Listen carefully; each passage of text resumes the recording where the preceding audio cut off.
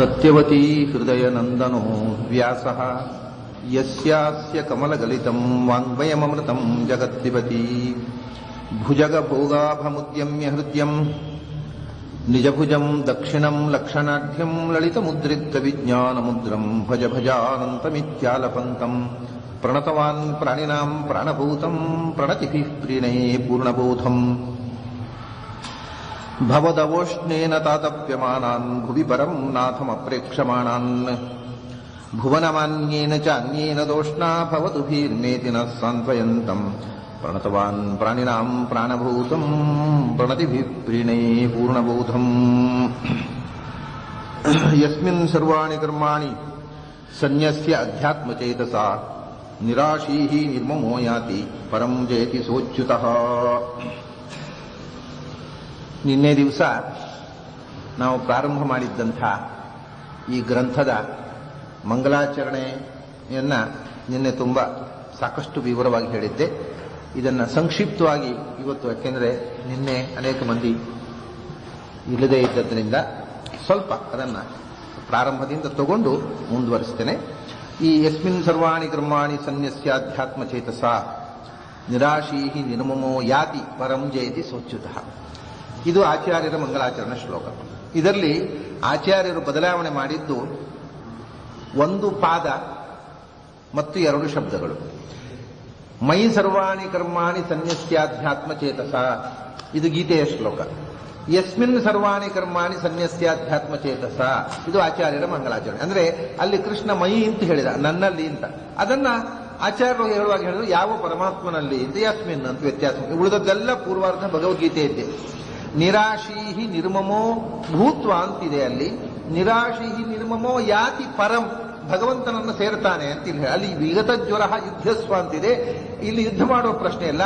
ಅಂತ ಭಗವಂತ ಜಯತಿ ಸೋಚ್ಯುತಃ, ಸರ್ವೋತ್ಕೃಷ್ಟನಾಗಿದ್ದಾನೆ ಅಂತ. ಇಷ್ಟೇ ಒಂದು ಪಾದವನ್ನು ಬದಲಿಸಿ ಮತ್ತು ಎರಡು ಶಬ್ದಗಳನ್ನು.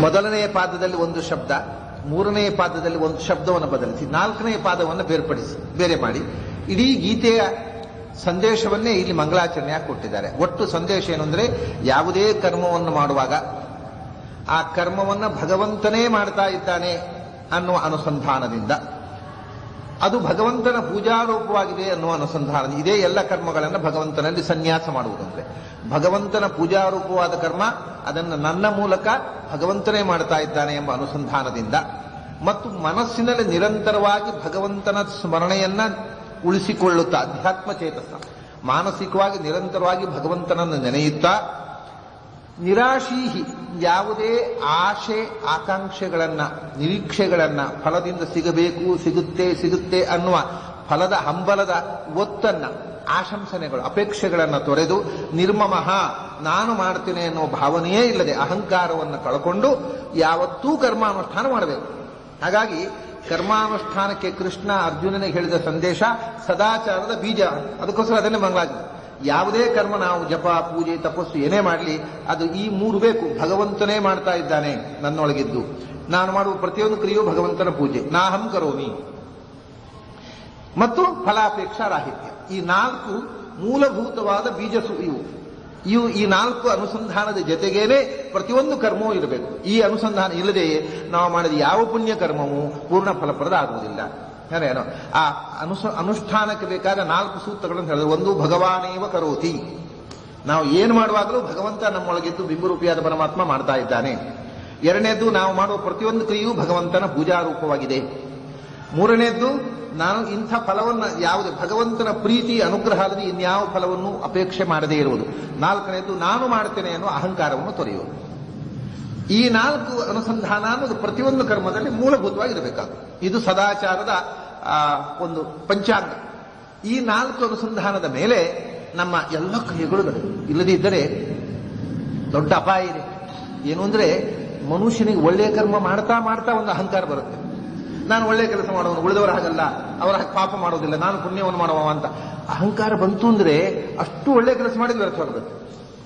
ಅದಕ್ಕೋಸ್ಕರ ಯಾವುದನ್ನೂ ನಾನು ಮಾಡ್ತೇನೆ ಅನ್ನೋ ಭಾವವನ್ನು ತೊರೆಯಲಿ. ಮೊದಲು ನಾಹಂ ಕರ್ತ, ಇದು ಪೂರ್ತಿ ಬಂತು. ನಾಹಂ ಕರ್ತ ಹರಿಕರ್ತ ತತ್ಪೂಜಾ ಕರ್ಮಚಾಖಿಲಂ. ಅವನ ಪೂಜೆಗೋಸ್ಕರ ಅಂತಂದ್ರೆ ಬೇರೆ ಫಲಾಪೇಕ್ಷೆ ಇಲ್ಲ. ಭಗವಂತನ ಪೂಜೆಯೇ ರೂಪವಾಗಿರಬೇಕು, ಭಗವದ್ ಅನುಗ್ರಹ ಆಗಬೇಕು ಅನ್ನೋದಷ್ಟೇ ಅಪೇಕ್ಷೆ. ಭಗವದ್ ಅನುಗ್ರಹ ಆದರೆ ಕಿಮಲಧ್ಯಂ ಭಗವತಿ ಪ್ರಸನ್ನೇ ಶ್ರೀನಿಕೇತನ. ಭಗವಂತನೇ ಅನುಗ್ರಹ ಆದ್ಮೇಲೆ ನಾವು ಯಾವ ಫಲವನ್ನು ಯಾಕೆ ಕೇಳಬೇಕು? ಯಾಕೆಂದ್ರೆ ಭಗವಂತ ಯಾರಿಗೆ ಅನುಗ್ರಹಿತರಾದ್ರೋ ಅವನು ಎಲ್ಲವೂ ದೊರಕಿದ ಹಾಗೆ, ಇನ್ನೇನೂ ಸಿಗಬೇಕಾದ್ದು ಉಳಿದಿರೋದಿಲ್ಲ. ಒಂದು. ಎರಡನೇದ್ದು, ಇದು ಯುದ್ಧದ ಹಿನ್ನೆಲೆಯಲ್ಲಿ ಹೇಳಿದ್ದನ್ನ ಸದಾಚಾರದ ಹಿನ್ನೆಲೆಯಲ್ಲಿ ಆಚಾರ್ಯ ಹೇಳಿದರು. ಅದರ ಚಮತ್ಕಾರ ನೋಡಿ. ಅಲ್ಲಿ ಯುದ್ಧಕ್ಕೋಸ್ಕರ ಕೃಷ್ಣ ಹೇಳಿದ್ದಾನೆ ಅನಿಸುತ್ತೆ. ಅದು ಬರೀ ಯುದ್ಧಕ್ಕೋಸ್ಕರ ಅಲ್ಲ. ಭಗವದ್ಗೀತೆ ಎನ್ನುವುದು ಜೀವನ ಧರ್ಮ, ಯುದ್ಧ ಧರ್ಮ ಅಲ್ಲ. ಯುದ್ಧ ಅಂದರೆ ನಮ್ಮಲ್ಲಿ ಧರ್ಮಾಧರ್ಮಗಳ ಹೋರಾಟವೇ ಯುದ್ಧ. ಅದರಿಂದ ನಮ್ಮೊಳಗೂ ನಿತ್ಯ ಕುರುಕ್ಷೇತ್ರ ನಡೀತಾ ಇದೆ. ಅದರಲ್ಲಿ ಧರ್ಮ ಗೆಲ್ಲಬೇಕಾಗಿದ್ದರೆ ನಾವು ಯಾವ ಅನುಷ್ಠಾನ ಮಾಡಬೇಕು ಅನ್ನುವಂಥದ್ದು ಹೇಳೋದು ಅಂತ ಆ ಗೀತೆಯ ಶ್ಲೋಕವನ್ನು ಇದ್ದಕ್ಕಿದ್ದ ಹಾಗೆ ಸದಾಚಾರ ಸ್ಮೃತಿಗೆ ತಂದು ಒಂದು ಹೊಸ ಆಯಾಮವನ್ನು ಕೊಡ್ತಾರೆ. ಆ ಅನುಸಂಧಾನದ ಹೊಸ ಆಯಾಮ. ಹೀಗೆ ಮಂಗಳಾಚರಣೆಯಲ್ಲೇ ನಮ್ಮ ಅನುಷ್ಠಾನದ ಮೂಲ ಸೂತ್ರಗಳನ್ನು ಹೇಳಿದಾಗೋಯ್ತು.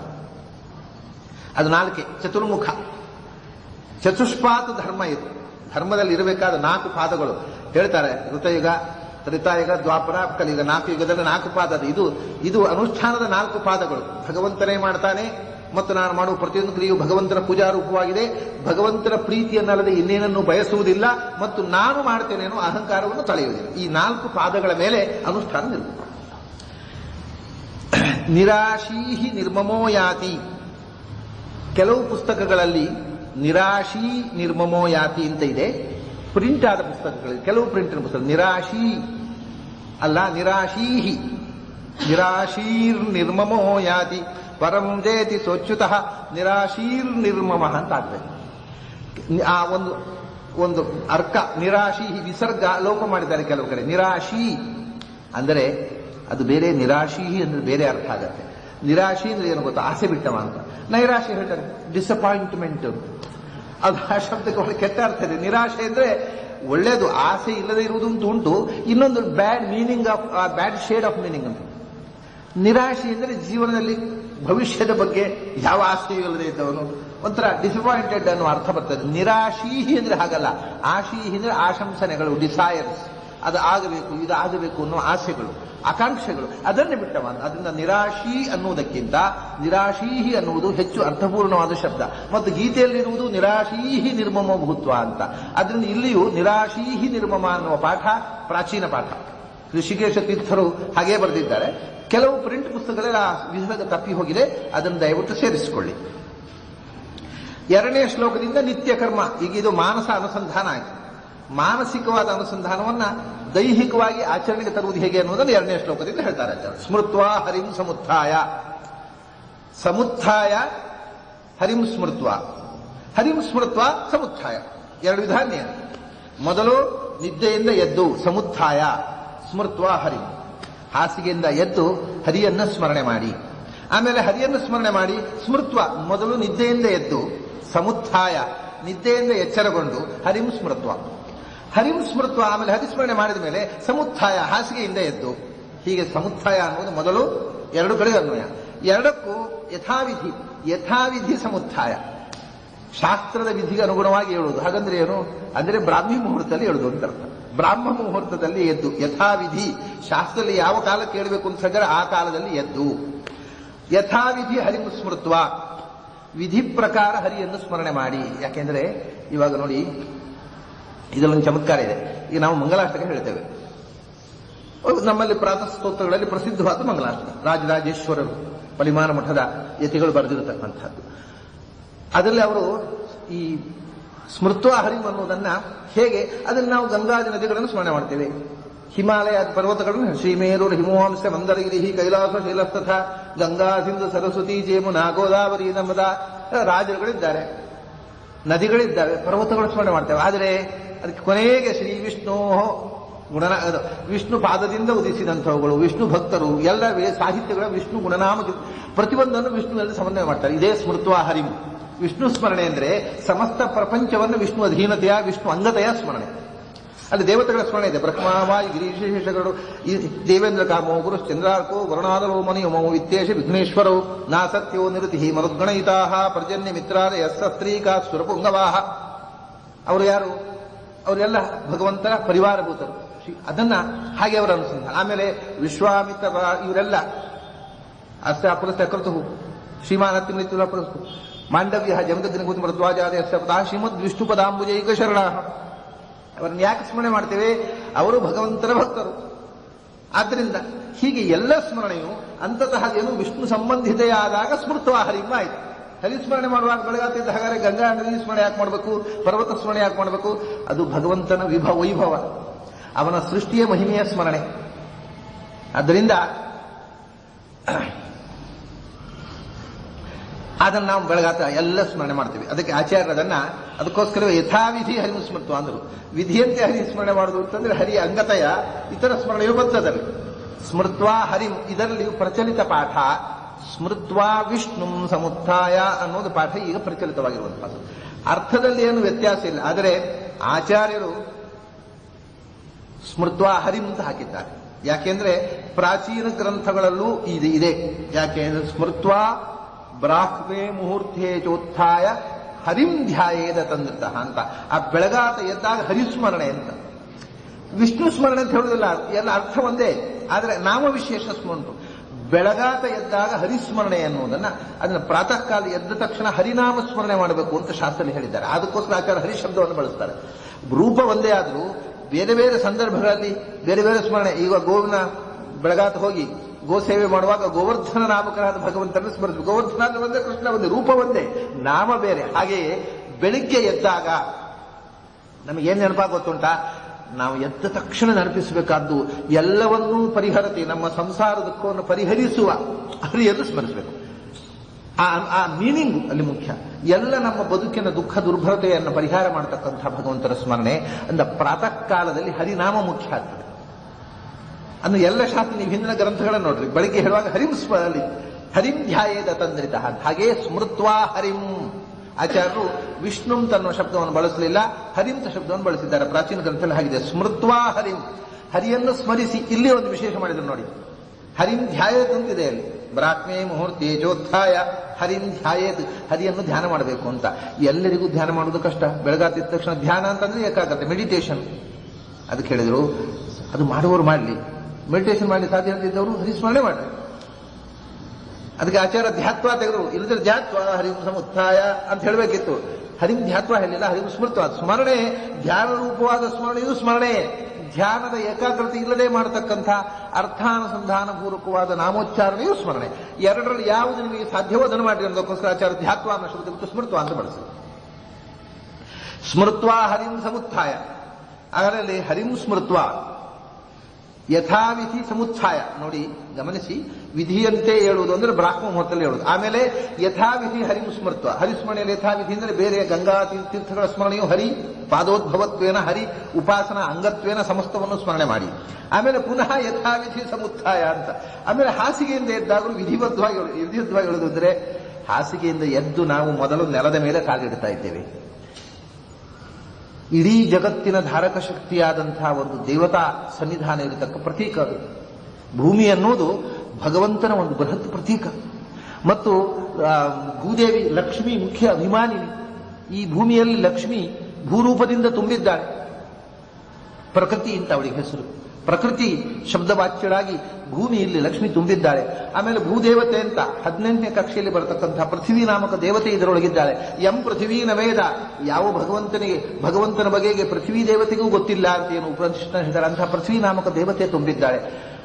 ಅಷ್ಟೇ ಅಲ್ಲ, ಪೃಥ್ವಿ ಅಂತಂದ್ರೆ ಈ ಇಡೀ ಪೃಥ್ವಿಯಲ್ಲಿ ಭಗವಂತನ ಅಧಿಷ್ಠಾನನಾಗಿರತಕ್ಕಂಥ ಗರುಡ ತುಂಬಿದ್ದಾನೆ. ಪೃಥ್ವಿ ಅಂತ ಗರುಡನಿಗೆ ಒಂದು ಹೆಸರು. ಪೃಥ್ವಿ ನವೇದ ಅನ್ನುವಲ್ಲಿ ಗರುಡ ಅಂತ ಅನ್ನೋ ಅರ್ಥವೂ ಇದೆ ಅಲ್ಲಿ. ಅದರಿಂದ ಈ ಭೂಮಿಯಲ್ಲಿ ಗರುಡ ಶಕ್ತಿ ತುಂಬಿದೆ. ಈ ಭೂಮಿಯಲ್ಲಿ ಪೃಥ್ವಿ ನಾಮಕ ದೇವತೆ ಇದ್ದಾಳೆ. ಈ ಭೂಮಿಯಲ್ಲಿ ಪೃಥ್ವಿ ಶಬ್ದವಾಚ್ಯರಾಗಿರ್ತಕ್ಕಂಥ ಲಕ್ಷ್ಮಿಯ ಭೂನಾಮಕ ರೂಪ ಇದೆ, ಪ್ರಕೃತಿ ನಾಮಕ ರೂಪ ಇದೆ. ಈ ಭೂಮಿಯಲ್ಲಿ ಭಗವಂತ ಪೃಥ್ವಿ ನಾಮಕನಾಗಿ ತುಂಬಿದ್ದಾನೆ. ಹೀಗೆ ಇದು ದೇವತಾ ಸನ್ನಿಧಾನ ಇರತಕ್ಕ ಮತ್ತು ಸಮಸ್ತ ಜೀವಜಾತಕ್ಕೆ ಆಧಾರ ಅಲ್ವಾ. ನಾವು ಭೂಪತಿ ಅಂತ ಹೇಳ್ಕೊಳ್ತೇವೆ. ಯಾವುದೋ ಒಂದು ಎಕರೆ ಜಾಗ ಇದ್ರೆ ನಾವು ಭೂಪತಿಗಳು, 1 ಎಕರೆ ಪತಿಗಳು ಅಂತ. ಆದ್ರೆ ಆ ಭೂಮಿಗೆ ನಾವು ಯಾವ ಪತಿಗಳಾದದ್ದು? ಕೋರ್ಟ್ನ ರೆಕಾರ್ಡ್ನಲ್ಲಿ ಪತಿಗಳು ಅಷ್ಟೇ. ಯಾಕೆಂದ್ರೆ ನಾವು ಹುಟ್ಟೋ ಮುಂಚೆ ಅದಿತ್ತು, ನಾವು ಸತ್ತ ಮೇಲೂ ಇರುತ್ತೆ, ಯಾರು ಅದಕ್ಕೆ ಪತಿ. ಆದ್ರಿಂದ ಇದು ಸಮಸ್ತ ದೇವತಾ ಸನ್ನಿಧಾನ ಇರತಕ್ಕಂಥ ಒಂದು ನಮ್ಮನ್ನ ಹೊತ್ತುಕೊಂಡ ತಾಯಿ. ನಾವು ಹೇಳ್ತೇವೆ ಭೂಮಿ ತಾಯಿ. ನಮ್ಮನ್ನು ಹೊತ್ತುಕೊಂಡ ತಾಯಿಯನ್ನ ನಾವು ತುಳಿದು ನಡೆಯಬೇಕು, ಬೇರೆ ಉಪಾಯ ಇಲ್ಲ. ಅದಕ್ಕೆ ಎದ್ದಾಗ ಯಥಾವಿಧಿ ಸಮುತ್ಥಾಯ ಅಂದರೆ ಭೂಮಿದೇವಿ ನಮಸ್ತುಭ್ಯಂ, ನಾನು ಪಾದಸ್ಪರ್ಶಂ ಕ್ಷಮಸ್ವಮೇ ಅಂತ ಪ್ರಾರ್ಥನೆ ಮಾಡಿಕೊಂಡು ನಿನ್ನ ಮೇಲೆ ನಡೀತಾ ಇದ್ದೇನೆ ತಾಯಿ ಕ್ಷಮಿಸು ಅಂತ ಪ್ರಾರ್ಥಿಸಿಕೊಂಡು ಹೇಳಬೇಕು. ಮನಸ್ಸಿನ ಅನುಸಂಧಾನ, ಇದೆಲ್ಲ ಶ್ಲೋಕಗಳು ಬೇಕಾಗಿಲ್ಲ, ಈ ಎಚ್ಚರ ಬೇಕು ಅಂತ. ನೆಲದಲ್ಲಿ ಕಾಲಿಡುವಾಗ ಈ ದೇವತಾ ಶಕ್ತಿಯ ಮೇಲೆ ನಾನು ಕಾಲಿಡ್ತಾ ಇದ್ದೇನೆ, ದೇವತಾ ಪ್ರತೀಕದ ಮೇಲೆ ಕಾಲಿಡ್ತಾ ಇದ್ದೇನೆ ಅಂತಕ್ಕಂಥ ಅನುಸಂಧಾನದಿಂದ ಎದ್ದು ಪ್ರತಿಯೊಂದು ಮುಖ್ಯ ಅನುಸಂಧಾನ. ಶ್ಲೋಕ ಸೆಕೆಂಡರಿ, ಶ್ಲೋಕ ಹೇಳಿಯೋ ಅನುಸಂಧಾನ ಇಲ್ಲದೆ ಏನ್ ಬಂತು? ಅನುಸಂಧಾನ ಮುಖ್ಯ. ಅದನ್ನೇ ನೋಡಿ, ಪೃಥ್ವಿತ್ವಯ ಧೃತಾ ಲೋಕಾಹ, ಮುಂದೆ ಸಂಧ್ಯಾವಂದನಲ್ಲಿ ಹೇಳ್ತಾರೆ ಅದನ್ನ. ಇಡೀ ಲೋಕಗಳನ್ನು ಧಾರಣೆ ಮಾಡಿದವಳು, ನಿನ್ನನ್ನು ವಿಷ್ಣು ಧಾರಿಸಿದ್ದ, ವಿಷ್ಣುನಾ ಧೃತ ತ್ವಂಚ ಧಾರೇ ಮಾಂ ದೇವಿ, ಎಲ್ಲ ಲೋಕಗಳನ್ನು ಧರಿಸಿದ ನಿನ್ನನ್ನು ವಿಷ್ಣು ಧರಿಸಿದ್ದಾನೆ, ನೀನು ನನ್ನನ್ನು ಧರಿಸಿ ಉದ್ಧಾರ ಮಾಡು. ಪವಿತ್ರ ಅಂಕುರು ಚಾಸನ. ಹೀಗೆ ನಾನು ಹೆಜ್ಜೆ ಇಡ್ತಾ ಇದ್ದೇನೆ. ಹೆಜ್ಜೆ ಇಡುವುದು ಅಷ್ಟೇ ಅಲ್ಲ, ವಿಷ್ಠಾಮೂತ್ರ ಕಪೋತ್ಸರ್ಗಂ ಅಪರಾಧಂ ಕ್ಷಮಸ್ವಮೇ, ನಾನು ಮಲಮೂತ್ರ ವಿಸರ್ಜನೆ ಮಾಡೋದು ನಿನ್ನ ಮೇಲೆ ಸರ್ವಾಪರಾಧ ಹಾಕಿ ಮಾಡ್ತೇನೆ. ಯಾಕೆಂದ್ರೆ ಎಲ್ಲಕ್ಕೂ ನೀನೆ ತಾಯಿ ತೊಡೆಯಲ್ಲದೆ ಮಕ್ಕಳು ಎಲ್ಲಿ ಮಲಮೂತ್ರ ಮಾಡಬೇಕು? ಅದನ್ನು ತಾಯಿ ಕ್ಷಮಿಸ್ತಾಳೆ, ನೀನು ತಾಯಿ ಕ್ಷಮಿಸು ಅಂತ ಪ್ರಾರ್ಥನೆ ಮಾಡಿಕೊಂಡು ಹೇಳಬೇಕು. ಹಾಗಾದ್ರೆ ಯಥಾವಿಧಿ ಸಮುತ್ಥಾಯ, ಯಥಾವಿಧಿ ಹರಿವು ಸ್ಮೃತ್ವ, ಪುನಃ ಯಥಾವಿಧಿ ಸಮುತ್ಥಾಯ, ಸ್ಮೃತ್ವ ಹರಿವು ಸಮುತ್ಥಾಯ. ಆಮೇಲೆ ಏನ್ ಮಾಡೋದು? ಎದ್ದು ಕೃತ ಶೌಚ ಯಥಾವಿಧಿ, ಅದು ಯಥಾವಿಧಿ ಶೌಚಾಚಾರ ಅಂದರೆ ಮಲವಿಸರ್ಜನೆ. ಅದನ್ನ ಈ ಆಗ್ನೇಯ ದಿಕ್ಕಿನಲ್ಲಿ ಮಾಡಬೇಕು, ಮೌನವಾಗಿ ಮಾಡಬೇಕು, ಅತ್ತಿತ್ತ ನೋಡಬಾರದು ಆ ಕ್ಷಣದಲ್ಲಿ. ಆಮೇಲೆ ಮೃತ್ತಿಕಾದಿಂದ ಚೆನ್ನಾಗಿ ತೊಳೆದು ಸ್ವಚ್ಛ ಮಾಡಬೇಕು. ಇದೆಲ್ಲ ವಿಧಿಗಳು. ಈ ವಿಧಿಗೆ ಅನುಗುಣವಾಗಿ ಶೌಚವನ್ನು ಮಾಡಿ ಮಲವಿಸರ್ಜನೆ ಮಾಡಿ. ಪ್ರತಿಯೊಂದು ಶಬ್ದಕ್ಕೂ ಯಥಾವಿಧಿ ಅನ್ನೋ ಇದೆ ನೋಡಿ. ಸಮುತ್ಥಾಯ ಅನ್ನೋದನ್ನು 2 ಬಾರಿ ಅವರು ಅನುವೃತ್ತಿ, 2 ಬಾರಿ, ಅಷ್ಟೂ ಬಾರಿಯೂ ಯಥಾವಿಧಿ ಅನ್ನೋದು ಪ್ರತಿಯೊಂದು ಶಬ್ದಕ್ಕೂ ಆಗುತ್ತೆ. ಯಥಾವಿಧಿ ಸಮುತ್ಥಾಯ, ಯಥಾವಿಧಿ ಹರಿವು ಸ್ಮೃತ್ವ, ಪುನಃ ಯಥಾವಿಧಿ ಶಯನಾಥ ಸಮುತ್ಥಾಯ, ಪುನಃ ಯಥಾವಿಧಿ ಕೃತ ಶೌಚ. ಆಮೇಲೆ ಧೌತದಂತಹ ಯಥಾವಿಧಿ, ಆಮೇಲೆ ಹಲ್ಲು ತೊಳೆಯುವುದು, ವಿಧಿಬದ್ಧವಾಗಿ ಮುಖ ತೊಳೆದು. ಮಲ ವಿಸರ್ಜನೆ ಆಯಿತು, ಅದನ್ನ ಪೃಷ್ಠ ತೊಳೆದಾಯಿತು, ಆಮೇಲೆ ಮುಖ ತೊಳೆಯಬೇಕು. ಮುಖ ತೊಳೆದದ್ದು ಹಲ್ಲು ತೊಳಿಬೇಕು, ಅದನ್ನ ಸ್ವಚ್ಛವಾಗುವಷ್ಟು. ಆಮೇಲೆ ಗಂಡೂಷ ಎಷ್ಟು ಬಾರಿ ಮಾಡಬೇಕು, ಹಲ್ಲು ತೊಳೆಯುವುದಕ್ಕೆ ಯಾವ ಯಾವ ಸಾಧನವನ್ನು ಬಳಸಬೇಕು, ಎಲೆಯನ್ನು ಬಳಸಬೇಕು, ದಂತ ಕಾಷ್ಟವನ್ನು ಬಳಸಬೇಕು, ಯಾರು ಯಾವುದನ್ನು ಬಳಸಬೇಕು. ಸನ್ಯಾಸಿಗಳಿಗೆ ಮತ್ತು ಬ್ರಹ್ಮಚಾರಿಗಳಿಗೆ ದಂತ ಕಾಷ್ಟ ನಿಷಿದ್ಧ, ಉಳಿದವರು ದಂತ ಕಾಷ್ಟದಲ್ಲಿ ತೊಳೆಯಬಹುದು. ಅದು ಉಳಿದವರು ಕೂಡ ಏಕಾದಶಿಯಾದಿ ಪುಣ್ಯ ದಿನಗಳಲ್ಲಿ ದಂತ ಕಾಷ್ಟವನ್ನು ಬಳಸಬಾರದು. ಆಮೇಲೆ ಅವರೇ ಎಲೆಗಳಿಂದ ದಂತಧಾವನ ಮಾಡಬೇಕು. ಹೀಗೆ ಈ ಯಥಾವಿಧಿಯಿಂದ ಅಲ್ಲಿ ಯಾವ ಯಾವುದು ನಿಯಮಗಳನ್ನು ಶಾಸ್ತ್ರ ಹೇಳಿದ್ದಾರೆ ಅದನ್ನು ತಿಳ್ಕೊಂಡು ಮುಖ ತೊಳಿರಿ. ಧೌತದಂತಹ ಆಮೇಲೆ ಸಮಾಚಮ್ಯ, ಮುಖ ತೊಳೆದ ಮೇಲೆ ಸಮಾಚಮ್ಯ ಆಚಮನ ಮಾಡಬೇಕು. ಅದನ್ನು ನಿನ್ನೆ ಹೇಳಿದ್ದೆ ನಾನು. ಆಚಮನ ಮಾಡೋದು ಅಂದ್ರೆ ಆಚಮನವೇ, ನೀರು ತಗೊಳ್ಳೋದೆ. ಸ್ನಾನ ಮಾಡದೆ ನೀರು ಹೊಟ್ಟೆ ಹೋಗುತ್ತೆ ಅಂತ ಅವರು ಆಚಮನ ಮಾಡೋದನ್ನು ಬಿಟ್ಟಿದ್ದಾರೆ, ಅದು ತಪ್ಪದು. ಯಾಕಂದ್ರೆ ಆಚಾರ್ಯರು ಹೇಳಿದ್ದಾರೆ, ನಾವು ಆಚಾರ್ಯಗಿಂತ ಹೆಚ್ಚು ಮಡಿ ನಾವಾಗಬಾರದು. ಆಚಾರ್ಯರು ಆಚಮನ ಮಾಡಬೇಕು ಅಂತ ಹೇಳಿದ್ದಾರೆ, ಅದು ಮೈಲಿಗೆ ಆಗುತ್ತೆ ಅಂತ ಬಿಟ್ರೆ ನಮ್ಗೆ ಆಚಾರ್ಯರು ಮೈಲಿಗೆ ಆಯ್ತು. ನಮ್ಗೆ ಆಗ ಆಚಾರ್ಯ ಮಡಿ ಸಾಕಾಗುವುದಿಲ್ಲ ಅಂತ ಆಯ್ತು. ಧೌತದಂತಹ ಸಮಾಚಮ್ಯ, ಅದು ಒಳಗಿನಿಂದ ಒಂದು ರೀತಿಯಿಂದ ಭಗವನ್ ನಾಮಸ್ಮರಣ ಪೂರ್ವಕವಾಗಿ ತೆಗೆದುಕೊಳ್ಳತಕ್ಕಂಥ ನೀರುಂಟಲ್ಲ, ಅದು ಒಂದು ರೀತಿಯಿಂದ ಏನು ಅಂದ್ರೆ ಒಂದು ಅಂತಃಶುದ್ಧಿ. ಅದು ಒಳಗಿಂದ ಆದಷ್ಟು ಆಚಮನ ಮಾಡುವುದೇ ಅಂತಃಶುದ್ಧಿಗೆ. ನಾವು ಒಳಗೆ ಸ್ನಾನ ಮಾಡ್ತೇವೆ, ಹೊರಗಿನ ಸ್ನಾನ ಮಾಡ್ತೇವೆ, ತೊಳಿತೇವೆ, ಎಲ್ಲ ಅಂತಃಶುದ್ಧಿಗೋಸ್ಕರ ಆಚಮನ. ಇದು ಯಥಾವಿಧಿ ಸಮಾಚಮ್ಯ ಅಂದ್ರೆ ಇಲ್ಲಿಯೂ ಕೂಡ ಯಥಾವಿಧಿ ಸಮಾಚಮ್ಯ ಅಂದ್ರೆ ಸ್ನಾನ ಮಾಡುವುದಕ್ಕಿಂತ ಮುಂಚೆ ಮಾಡತಕ್ಕಂಥ ಆಚಮನ ಉಂಟಲ್ವಾ, ಅದರಲ್ಲಿ ವಿಧಿ ಪ್ರಕಾರ ಮಾಡುವುದು ಅಂದ್ರೆ ಅದರಲ್ಲಿ ಮಂತ್ರಪೂರ್ವಕ ಮಾಡುವಂತಹ ವಿಧಿ ಇಲ್ಲ. ಅದಕ್ಕೆ ಮಂತ್ರ ಬೇಕಾಗಿಲ್ಲ. ಮಂತ್ರ ಅನುಸಂಧಾನ ಇರಬಹುದು, ದೇವರ ನಾಮ ಅನುಸಂಧಾನ. ಮಂತ್ರಪೂರ್ವಕವಾಗಿಲ್ಲ, ಅಮಂತ್ರಾಚಮನ. ಸಾಮಾನ್ಯವಾಗಿ ಸ್ನಾನದ ಮೊದಲು ಮಾಡೋ ಅಮಂತ್ರ, ಅದನ್ನೇ ಯಥಾವಿಧಿ ಎಂದರು. ಕೆಲವು ಸಮಂತ್ರ, ಕೆಲವು ಅಮಂತ್ರ ಅಂತ ವಿಧಿ ಇದೆ, ಅದಕ್ಕೆ ನೋಡಾಗಿ ಆಚಮ್ಯ, ಯಥಾವಿಧಿ ಸಮಾಚಮ್ಯ. ಆಮೇಲೆ ಪುನಃ ಸಮಾಚಮ್ಯ ಸ್ನಾನ ಕುರಿಯ ಸಮಾಚಮ್ಯ, ಧೌತನಂತಹ ಸಮಾಚಮ್ಯ. ಅದನ್ನ ಮುಖ ತೊಳೆದ ತಕ್ಷಣ ಆಚಮನೆ ಮಾಡಿ ತುಳಸಿ ವಂದನೆ ಎಲ್ಲ ಮಾಡಿದ. ಆಮೇಲೆ ಸ್ನಾನಕ್ಕೆ ಹೋದ. ಸ್ನಾನಕ್ಕೆ ಹೋಗೋದ್ರಲ್ಲಿ ಮುಖ್ಯವಾದ ಸ್ನಾನವನ್ನು ಆಚಾರ್ಯ ಹೇಳ್ತಾರೆ. ಸ್ನಾನಕ್ಕೆ ಹೋಗಿದ್ರೆ ಅವಗಾಹನ ಸ್ನಾನ, ಇದು ಸ್ನಾನಗಳಲ್ಲಿ ಮುಖ್ಯ. ಅನಂತರ ಮುಖ್ಯ ಸ್ನಾನ ಇದೆ, ಅದು ಬೇರೆ ವಿಷಯ, ಅಶಕ್ತ ವಿಷಯ. ಮುಖ್ಯ ಸ್ನಾನ ಅಂದ್ರೆ ನಾವು ಅವಗಾಹನ ಸ್ನಾನ ಮಾಡಬೇಕು. ಅದು ಕೂಡ ಬಾವಿಯ ಇಳಿಬಾವಿಯಲ್ಲೆಲ್ಲ, ಕೆರೆಯಲ್ಲೆಲ್ಲ, ನದಿಯಲ್ಲಿ, ಹರಿಯುವ ನೀರಿನಲ್ಲಿ ಅವಗಾಹನ ಸ್ನಾನ ಮಾಡಬೇಕು. ಅದು ಪ್ರಶಸ್ತ. ಇದೆಲ್ಲ ಏನಂದ್ರೆ ಈ ಋಷಿಗಳು ಗಂಗಾ ತಟದಲ್ಲಿ, ಆ ಹಿಮಾಲಯದಲ್ಲಿ ಇದ್ದ ಋಷಿಗಳು, ಅವರಿಗೆ ಇವೆಲ್ಲ ಸಮಸ್ಯೆಯೇ ಅಲ್ಲ. ಮತ್ತೆ ಇನ್ನೂ ಏನಂದ್ರೆ ಬ್ರಾಹ್ಮ ಮುಹೂರ್ತ, ಬೆಳಗಿನ ಜಾವ 4:30 ಗಂಟೆಗೆ ಹೇಳುವುದು ಅಂತ ನಾವು ಹೇಳ್ತೇವಲ್ಲ, ಅದು ಎಷ್ಟು ಸಹಜ ಅಂದ್ರೆ ಇಲ್ಲಿ ಏನೋ ಒಂದ್ಸಲ ಮಕ್ಕಳಿಗೆ ನಾವು ಟ್ರೈನ್ ಮಾಡಬೇಕು. 4:30 ಗಂಟೆಗೆ ಏಳಿಸಿಬಿಟ್ರೆ ಅವು ಏನೋ ಮಹಾಪರಾಧ ಮಾಡಿದ ಹಾಗೆ ಸಿಟ್ಟಿಗೆ ಹೇಳ್ತಾವ ಮಕ್ಕಳು. ಇವ ಏನೋ ಈ ತಂದೆ ತಾಯಿಗಳು ಏನ್ ತೊಂದರೆ ಕೊಡ್ತಾವಪ್ಪ, ಸುಖವಾಗಿ ಬದುಕಲಿಕ್ಕೂ ಬಿಡೋಲ್ಲ, ಇವಾಗ ನೋಷ್ಟು ಸಿಟ್ಟು ಬರುತ್ತೆ ಎಬ್ಬಿಸಿದ್ರೆ. ಅಲ್ಲಿ ಹಾಗಲ್ಲ, 4:15 ಗಂಟೆಗೆ ಎಷ್ಟು ಚೆನ್ನಾಗಿ ಬೆಳಕು ಹರಿಯುತ್ತೆ ಅಂದ್ರೆ ಇಲ್ಲಿ 7 ಗಂಟೆಗಿದ್ದ ಹಾಗಿರುತ್ತೆ 4:15 ಗಂಟೆ. ಅದು ಯಾರು ಎಬ್ಸರು ಹೇಳಲೇಬೇಕು. 3:15 ಗಂಟೆಗೆ ಬೆಳಕು ಹರಿಲಿಕ್ಕೆ ಪ್ರಾರಂಭ ಆಗುತ್ತೆ ನಿಮ್ಮ ಹಿಮಾಲಯದಲ್ಲಿ. ಹರಿದ್ವಾರದಲ್ಲಿ ಒಮ್ಮೆ ನಾನು ಪ್ರಥಮ ಬಾರಿ ಹರಿದ್ವಾರಕ್ಕೆ ಹೋದಾಗ ದೊಡ್ಡ ಗೊಂದಲ ಆಗ್ಬಿಟ್ಟಿದೆ. ಬೆಳಕಾಯ್ತು ಅಂತ ಎದ್ದೆ, ಇಲ್ಲ ಬೆಳಕು ಹರಿದಿತ್ತು, ಬೆಳಗ ಹೋಯ್ತು, ಒಂದು ಸ್ನಾನಕ್ಕೆ ಹೋಗೋಣ ಅಂತ ಎದ್ದು ವಾಚ್ ನೋಡ್ತೇನೆ 3:15. ಓ, ವಾಚ್ ಕಟ್ಟು ಹೋಗಿದೆ ಅಂತ ಹೇಳ್ಕೊಂಡು ಯೋಚನೆ ಮಾಡಿದೆ. ಆಮೇಲೆ ನೋಡ್ತೇನೆ ವಾಚ್ ಸರಿಯಾಗಿದೆ. ಆಮೇಲೆ ಕರೆಕ್ಟ್ 4 ಆಯ್ತು. 3:15ಗೆ ಬೆಳಕು ಹುರಿಲಿಕ್ಕೆ ಪ್ರಾರಂಭ ಆಗಿಬಿಟ್ಟಿದೆ. 3:15 ಹೇಳ್ಬೋದ್ರಿ, ಆನಂದವಾಗಿ ಬೆಳಕಿರ್ತದೆ. ಕತ್ತಲು ಅಲ್ವೇ ಅಂದ. ಅಲ್ಲಿ ನಮ್ಮ ಎಲ್ಲ ಅನುಷ್ಠಾನಗಳಿಗೆ ಪ್ರಕೃತಿಯ ಸಹಜವಾದ ವಾತಾವರಣ. ಅದಕ್ಕೆ ಅದನ್ನು ಪುಣ್ಯಭೂಮಿ ಅಂತ ಹೇಳಿದವರು. ಆರ್ಯಾವರ್ತ ಪುಣ್ಯ. ಅನುಷ್ಠಾನಕ್ಕೆ ಬೇಕಾದ ವಾತಾವರಣ ಪ್ರಾಕೃತಿಕವೂ ಅಲ್ಲಿದೆ. 3:15ಗೆ ಬೆಳಕಾಗೋಯ್ತು. 4:15 ಗಂಟೆಗೆ ಮಲ್ಕೊಳ್ಳೋದೇ ಕಷ್ಟ. ಆಮೇಲೆ ಅದು ಬೆಳಕು ಹರಿದ ಮೇಲೆ ಯಾರು ಮಲಗ್ತಾರೆ? ಒಳ್ಳೆ ಬೆಳಕು, ಹೊರಗೆ ಹೋಗೋಣ ಅನಿಸುತ್ತೆ. ಅದರಲ್ಲಿ ಹಿಮಾಲಯದಲ್ಲಿ ಬೆಳಕು ಹರಿದ ಮೇಲೆ ಒಳಗೆ ಕೂತ್ಕೊಳ್ಳುವುದು ಚಿತ್ರಹಿಂಸೆ. ಯಾಕೆಂದ್ರೆ 3:15 ಗಂಟೆ ನೀವು ಹೊರಗೆ ಬಂದು ಕೂತ್ರೆ ಹಿಮಾಲಯ ಪರ್ವತದ ಶಿಖರದ ಮೇಲೆ ಸೂರ್ಯ ಕಿರಣಗಳು ಬಿದ್ದು ಅದು ಒಂದೊಂದು ಬಾರಿ ಒಂದೊಂದು ಬಣ್ಣ, ಚಿನ್ನದ ರೇಖೆ, ಬೆಳ್ಳಿಯ ರೇಖೆ. ಒಂದು ಕಡೆ ಪರ್ವತವೇ ಕಾಣಿಸೋದಿಲ್ಲ, ಏನಿಲ್ಲ, ಬರೇ ಮೋಡದ ರಾಶಿ ಇರುತ್ತೆ. ಇದ್ದಕ್ಕಿದ್ದಾಗಿ ಸೂರ್ಯಕಿರಣ ಬಿದ್ದ ತಕ್ಷಣ ಅಲ್ಲಿ ಒಂದು ಕೋಡು ಕಾಣುತ್ತೆ. ಆ ಕೋಡಿನ ಹಿಂದೆ ಸಿಲ್ವರ್ ಲೈನ್, ಗೋಲ್ಡನ್ ಲೈನ್.